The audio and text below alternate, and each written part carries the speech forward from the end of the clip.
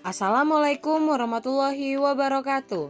Baiklah, hari ini kita akan membahas mengenai keterampilan dasar mengajar kelompok kecil dan perorangan yang akan disampaikan oleh kelompok 8 yang beranggotakan Berliana Gita NP dengan NPM 1913023017, Juliana Friska BR Raja Guguk dengan NPM 1913023023, dan Septirana Junita dengan NPM 1953023003. Yuk langsung aja kita masuk ke pembahasan. Baiklah, di sini saya akan menjelaskan pengertian keterampilan mengajar kelompok kecil dan perseorangan. Menurut Kamus Besar Bahasa Indonesia atau KBBI, keterampilan merupakan kecakapan untuk menyelesaikan tugas, sedangkan mengajar adalah melatih. Kemudian terdapat menurut De Quayle dan Ghazali yang mendefinisikan mengajar adalah menanamkan pengetahuan pada seseorang dengan cara paling singkat dan tepat. Nah, berdasarkan pengertian tersebut, maka yang dimaksud dengan keterampilan mengajar guru adalah seperangkat kemampuan atau kecakapan guru dalam melatih atau membimbing aktivitas dan pengalaman seseorang, serta membantunya berkembang dan menyesuaikan diri kepada lingkungan.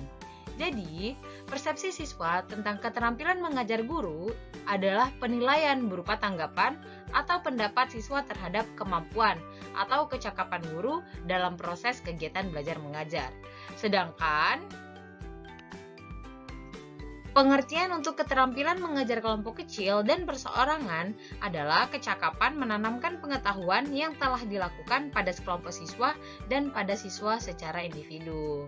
Nah, secara fisik, bentuk pengajaran ini ialah berjumlah terbatas, yaitu berkisar antara 3 sampai 8 orang untuk kelompok kecil dan seorang untuk perorangan. Nah, pengajaran kelompok kecil ini memungkinkan guru memberikan perhatian terhadap setiap siswa serta terjadinya hubungan yang lebih akrab antara guru dan siswa dengan siswa.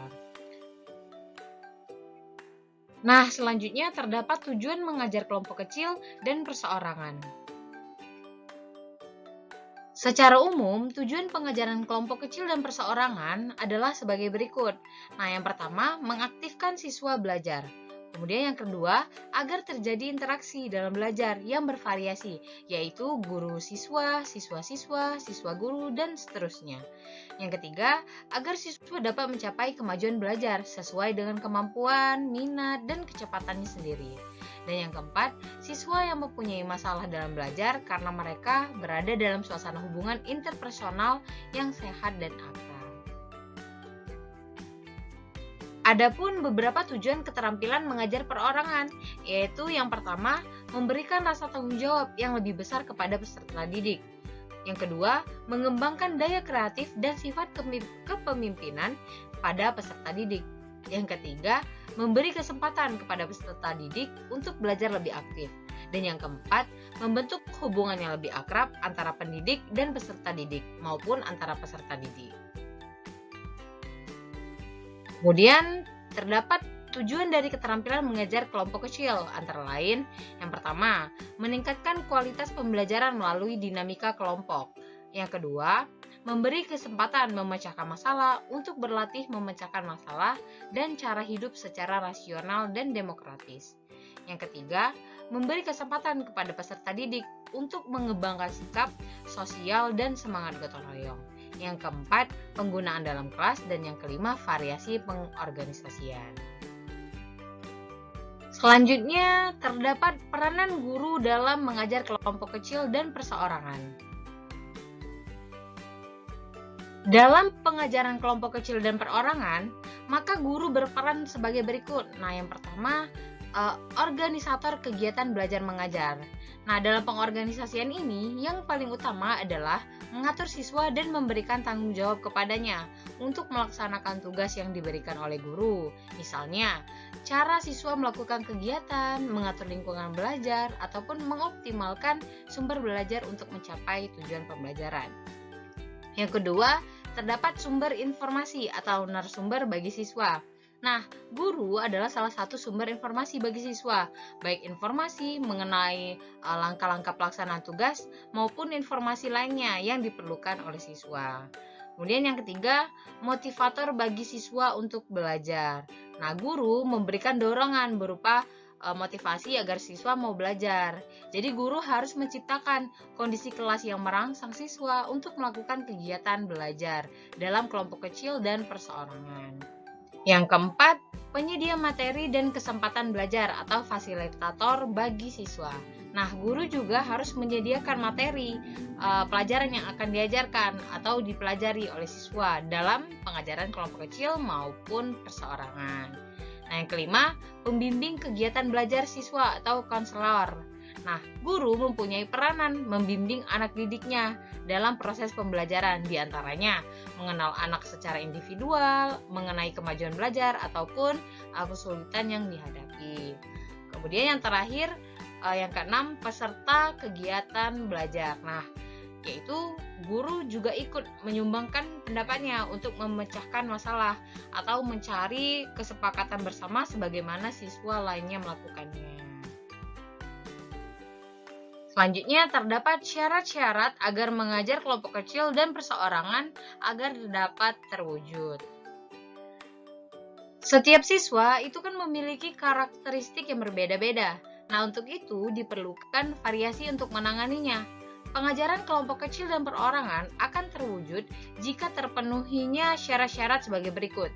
Yang pertama, adanya hubungan yang baik dan akrab antara guru dengan siswa maupun siswa dengan siswa. Yang kedua, siswa belajar dengan kecepatan, kemampuan, cara dan minat sendiri. Yang ketiga, siswa mendapatkan bantuan sesuai dengan kebutuhannya. Yang keempat, siswa dilibatkan dalam perencanaan belajar. Dan yang kelima, guru dapat memainkan berbagai peran. Baik, selanjutnya yaitu pola penggunaan pengajaran kelompok kecil dan perseorangan dalam kelas. Jadi terdapat 4 pola pengorganisasian yang bervariasi dalam melaksanakan pembelajaran kelompok kecil dan perorangan dalam kelas, yaitu pola yang pertama yaitu kelas besar, lalu kelompok kecil dan perseorangan, lalu kelompok besar lagi. Jadi maksud dari pola yang pertama ini yaitu siswa itu dikumpulkan dalam pertemuan kelas besar, pertemuan biasa untuk mendapatkan informasi umum yang diperlukan siswa untuk mengikuti kegiatan belajar mengajar. Informasi yang diberikan guru itu biasanya berupa pokok bahasan yang akan dipelajari, tugas-tugas yang akan dikerjakan, langkah-langkah untuk menyelesaikan tugas, dan juga informasi-informasi lain yang mendukung untuk pembelajaran tersebut. Lalu setelah itu siswa diberikan kebebasan untuk memilih apakah siswa mau membentuk kelompok kecil maupun perseorangan. Di sini siswa diberikan kebebasan untuk memilih dari kedua tersebut. Lalu setelah siswa memilih antara kelompok kecil dan juga perseorangan, siswa melaksanakan tugas yang sudah dijelaskan oleh gurunya. Lalu setelah mengerjakan tugas, menyelesaikan tugas dalam pembelajaran kelompok kecil ataupun perseorangan itu, peserta didik siswa itu akan kembali ke dalam kelas besar itu untuk melaporkan tugas-tugas yang mereka kerjakan baik secara kelompok kecil maupun juga secara perseorangan. Lalu pola yang kedua yaitu kelas besar, kelompok kecil, dan kelas besar. Jadi pada pola ini hampir sama dengan pola yang pertama, di mana di awal kelas mahasiswa mengikuti kelas besar untuk mendengarkan arahan dari guru berupa informasi-informasi penting terkait pembelajaran ataupun juga tugas yang akan dilaksanakan. Lalu apabila pola yang pertama tadi siswa diberikan kebebasan untuk menentukan dalam kelompok kecil ataupun perseorangan, pada pola yang kedua ini siswa dibentuk menjadi kelompok kecil. Lalu siswa mengerjakan tugas melaksanakan kegiatan belajar mengajarnya dalam melaksanakan kegiatan pembelajaran dalam kelompok kecil ini. Lalu setelah itu setelah menyelesaikan tugasnya, siswa diminta untuk melaporkan tugas yang sudah dilaksanakan dalam kelas besar. Pola yang ketiga yaitu kelas besar, perorangan, lalu kelompok kecil, lalu kelas besar. Maksudnya pola ini yang pertama diawali dengan penjelasan umum mengenai materi pembelajaran yang akan dipelajari, serta tugas-tugas yang akan dikerjakan oleh siswa. Selanjutnya, siswa itu setelah mengikuti penjelasan umum, siswa langsung mengerjakan tugas-tugas yang diberikan guru secara perseorangan. Setelah selesai mengerjakan tugas secara perorangan, maka siswa akan diminta membentuk kelompok kecil untuk berdiskusi hasil dari tugas-tugas yang sudah dikerjakan secara perseorangan.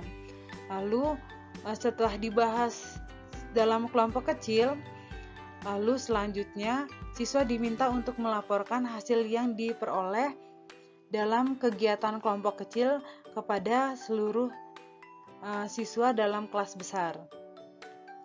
Lalu pola yang keempat, pola yang terakhir yaitu kelas besar, lalu perseorangan dan perorangan, lalu kelas besar. Jadi pada proses ini dimulai dengan pemberian penjelasan umum kepada siswa mengenai materi yang akan dipelajari serta tugas-tugas yang akan dikerjakan oleh siswa. Setelah itu siswa akan diminta bekerja secara mandiri, secara perorangan untuk melaksanakan tugas yang diberikan oleh guru. Setelah siswa masing-masing mengerjakan tugas yang telah diberikan oleh guru, siswa diminta untuk melaporkan hasil yang telah dikerjakan di kelas dalam bentuk presentasi. Terdapat beberapa komponen keterampilan mengajar yang perlu dikuasai guru untuk pembelajaran kelompok kecil dan perorangan. Yang pertama yaitu keterampilan mengadakan pendekatan pribadi. Keterampilan ini dapat diwujudkan dengan berbagai cara. Yang pertama yaitu menunjukkan kehangatan dan kepekaan terhadap kebutuhan dan perilaku peserta didik, sehingga peserta didik akan merasa aman dan juga nyaman. Yang kedua, mendengarkan dengan penuh rasa simpati gagasan yang dikemukakan peserta didik. Dengan begitu, peserta didik akan memiliki kepercayaan diri untuk selalu mengemukakan ide gagasan yang dimilikinya. Lalu yang ketiga yaitu merespon secara positif pendapat peserta didik. Hal ini bertujuan untuk lebih meningkatkan upayanya dalam berprestasi dan juga belajar lebih giat. Lalu yang keempat yaitu membangun hubungan berdasarkan rasa saling percaya. Hal ini bertujuan untuk terdapatnya keterbukaan antara guru dan peserta didik, sehingga apabila terdapat suatu kesulitan dalam belajar, siswa tidak ragu-ragu untuk menyampaikannya kepada guru. Lalu yang kelima, ini berkaitan dengan yang keempat tadi, yaitu menunjukkan rasa kesiapan untuk membantu, sehingga apabila peserta didik memiliki suatu kesulitan, gurunya itu harus siap untuk membantu peserta didik yang mengalami kesulitan tersebut. Lalu yang keenam yaitu menunjukkan kesediaan untuk menerima perasaan peserta siswa dengan penuh perhatian. Jadi hal ini bertujuan untuk menumbuhkan rasa percaya peserta didik bahwa guru itu dapat menjadi teman sejati.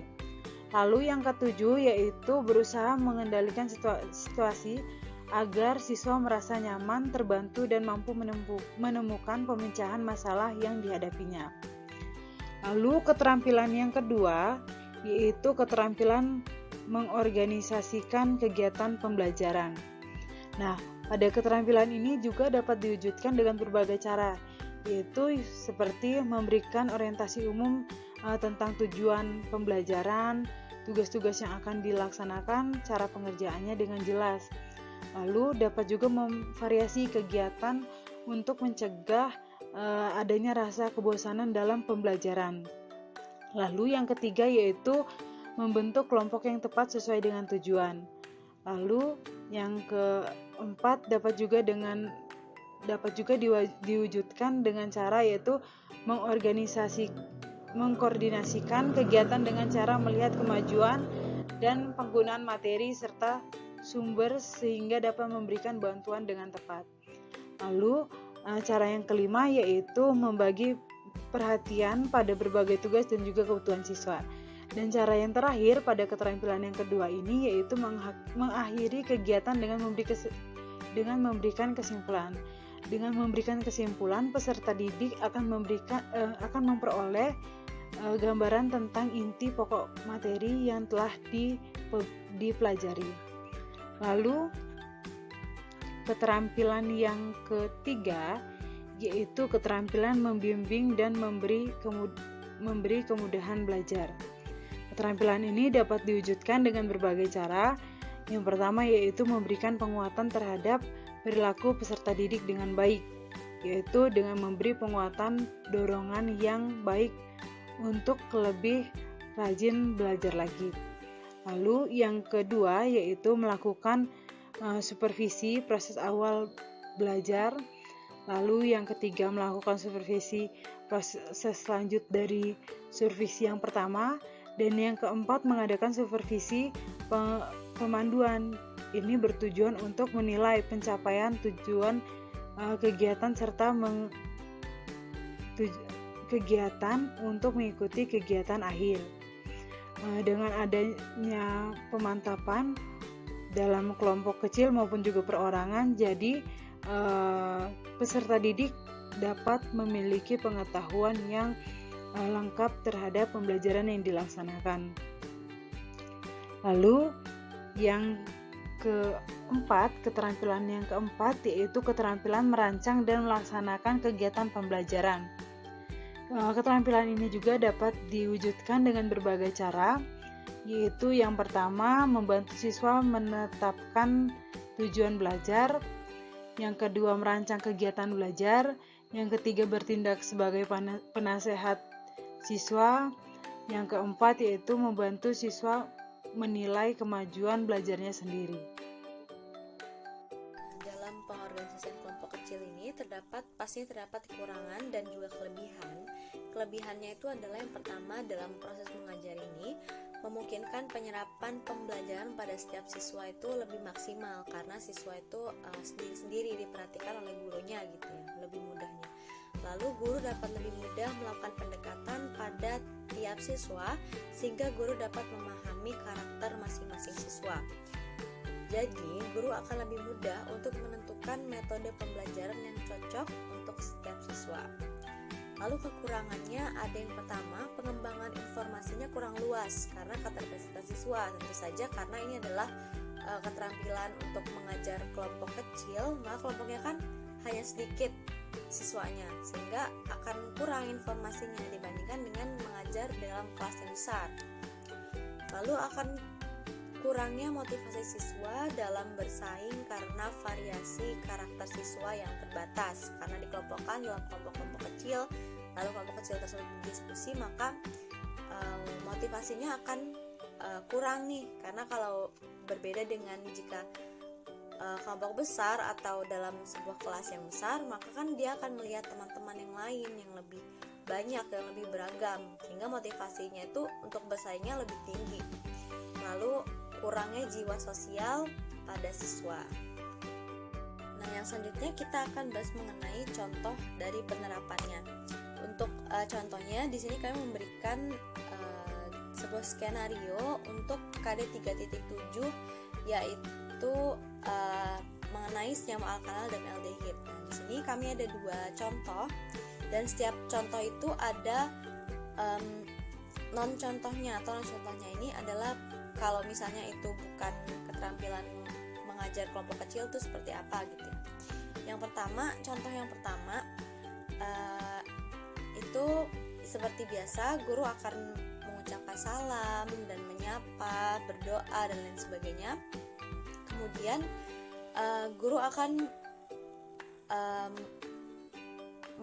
memberitahu pada siswa mengenai tujuan pembelajaran hari ini per poin-poinnya apa yang akan dipelajari, tidak hanya mengenai KD-nya aja atau pokok bahasanya saja, tapi benar-benar rinci. Nah, inilah perbedaan perbedaan pertama antara yang menggunakan keterampilan kelompok kecil ini dengan yang pembelajaran non keterampilan kelompok kecil gitu ya. Kalau di yang non itu kita tidak menggunakan itu, jadi hanya gurunya sama, awalnya mengucapkan salam, menyapa dan lain sebagainya, tapi berbeda ketika menyebutkan tujuan pembelajaran. Pada yang non contoh ini, guru hanya memberikan bahwa kita hari ini akan belajar mengenai aldehid gitu. Tidak memberikan secara rinci tujuan pembelajaran pada hari ini. Selanjutnya, siswa akan dibagi menjadi beberapa kelompok.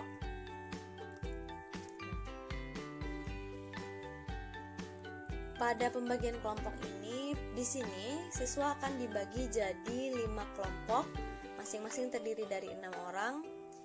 Nah, untuk pembagian kelompoknya, guru meminta siswa untuk berhitung dari 1 sampai 6.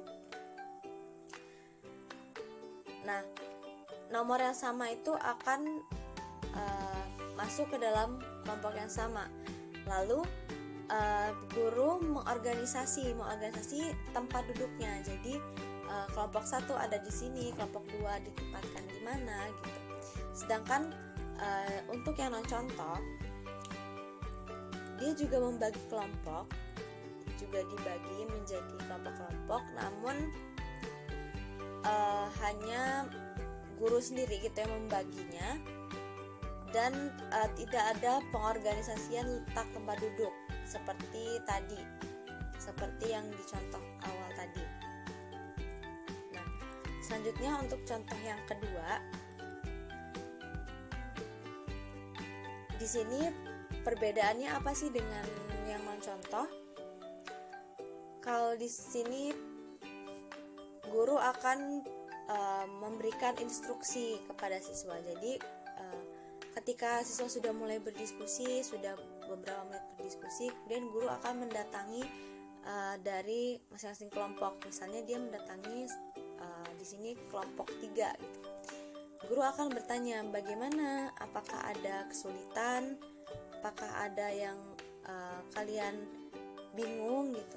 Lalu ketika siswanya menjawab, maka gurunya akan memberikan arahan-arahan. Oh baik, silakan seperti ini. Lalu misalnya di sini coba dilihat ini massa molarnya berapa dan lain sebagainya. Lalu akan terjadi diskusi antara di satu kelompok itu, karena ini ada 6 siswa dalam satu kelompok, maka akan terjadi diskusi antara 6 siswa tersebut dengan guru. Apa saja yang mereka tidak paham, apa yang mereka tidak setuju. Di sini guru akan memberikan bimbingan dan juga akan memberikan respon positif terhadap jawaban-jawaban siswa, pikiran siswa, dan juga akan memberikan penguatan terkait dengan pendapat siswa dan juga terkait dengan konsepnya. Sedangkan di non contohnya, guru juga mendekati atau menghampiri salah satu kelompok. Kemudian guru juga menanyakan bagaimana sih, apakah terdapat kesulitan yang akan hadapi selama berdiskusi. Lalu ketika ada siswanya yang bertanya, maka di sini guru akan mengarahkan siswa untuk mencari informasi gitu. Berbeda dengan yang di awal itu yang dicontoh, guru menuntun siswa untuk mendapatkan informasi tersebut, berdiskusi bersama siswa untuk mendapatkan informasi tersebut. Sedangkan di sini guru meminta siswa untuk mencari informasi tersebut sendiri. Nah, ketika siswa sudah mencari dan sudah menemukan jawabannya, maka siswa mengkomunikasikan kepada guru. Nah, di sini guru tuh tidak membimbing siswa untuk memecahkan masalah, melainkan guru hanya sebagai fasilitator saja untuk memberikan arahan-arahan yang terbatas.